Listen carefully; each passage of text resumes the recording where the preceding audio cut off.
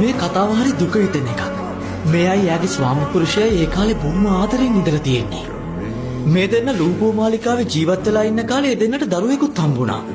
අවාසනාවන්ත සිදුවීම් පටන් ගත්තේ ඊට පස්සේ. එක රාත්‍රියක ගින්නක් හටගෙන ඒ දෙන්නම මිය ගිහිල්ලා. ඒ පුරාවෘත්තය වැරදි. එදා මිය ගියේ ඒ කාන්තාව විතරයි.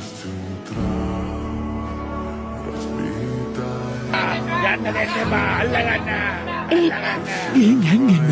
මම මේ ගැන බලා ගන්න. යන්නත් දෙනවා.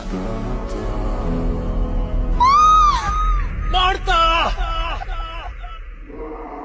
ඒගොල්ලෝ තමයි සැබෑම රාක්ෂය.